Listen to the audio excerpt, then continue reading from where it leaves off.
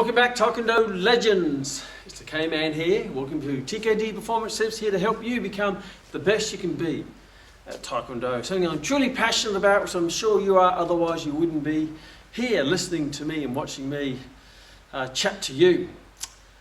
I saw this clip the other day of an old clip of Jackie Chan, and what I found amazing about the clips, obviously he's fantastic at what he does, but the overlay of sound effects was quite amazing, because the sound effect was exactly the same for every movement, you know.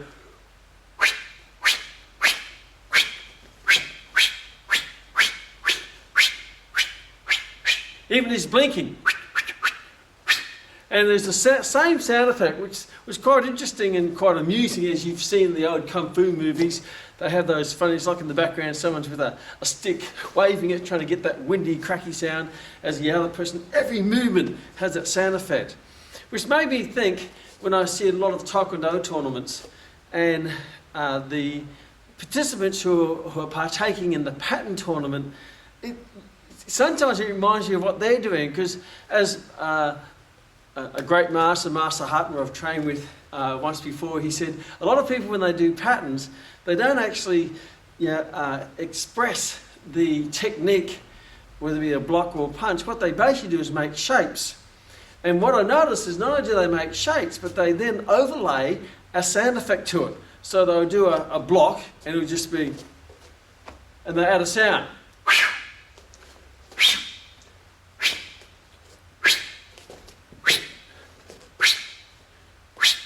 So the challenge with that is it's just a sound effect. So today's session is about not making sound effects. The sound effect should mean something, and it should not be a sound effect that overlays you making a shape, which many times has no power anyway, because what you're focusing on is getting the shape correct,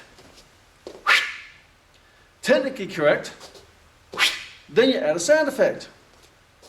What I'd like you to focus on is to think of the application of the technique and express the technique as per application with gracefulness, speed, power, elegance, and the sound will naturally come. So the sound should not be a sound effect. The sound that you make should be an expression of the technique, which means different techniques are going to have slightly different sound effects, whether it be a short block, a long block, a block, a strike, a knife hand, a punch, or a kick. So rather than creating shapes and then adding a sound effect, what I'd like you to do is to think of the application, the practical application of the technique, and then let your breathing naturally be an expression of that technique. So rather than, say, going from here and thinking about the technique and going, think of the application where you're trying to accelerate the block,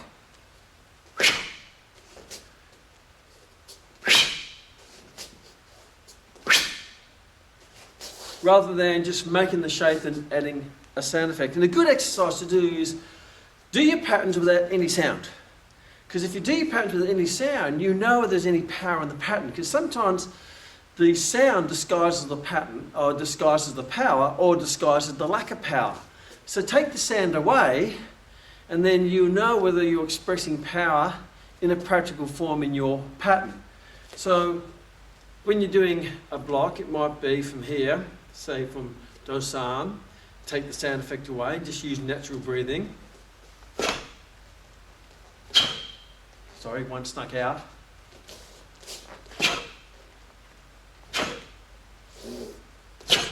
Because what you may find is this may happen, and there's no power. But you didn't know that because you've been going.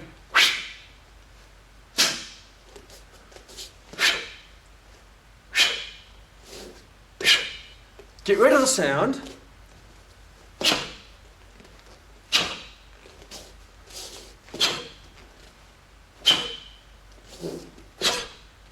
To see if there's power.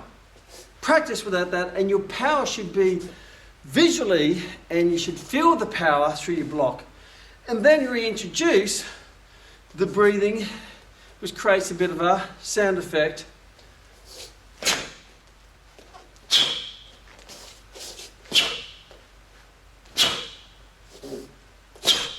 Where the sound effect is an expression, it's a outcome of the power, rather than a sound effect that overlays the lack of power. Where all you are is really a chirping canary making shapes in a cage, hoping to look pretty, look nice, but there's no actually application to it. So when you practice patterns, first step, remove the sound and see and feel if there's any.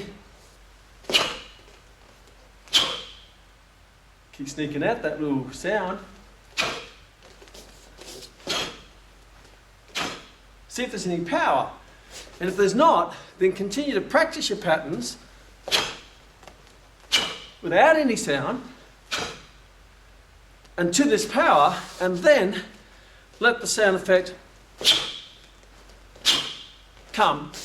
That way you know now you have the correct sound from the correct technique applied in the correct way. And it all matches. Now you're going to have this full package of power, speed, grace. The sound is a side effect of the power, rather than the sound as a sound effect. Should be a byproduct of the power, not a sound effect put onto the power. Get the power first, then let the sound come. But if there's no power, get rid of the sound into this power, and then the sound will come, and then you'll have both. You have the power and the sound to match the power, rather than the sound that hides the power. Practice that, have fun, find your power, get rid of the sound. Too much noise. Take one.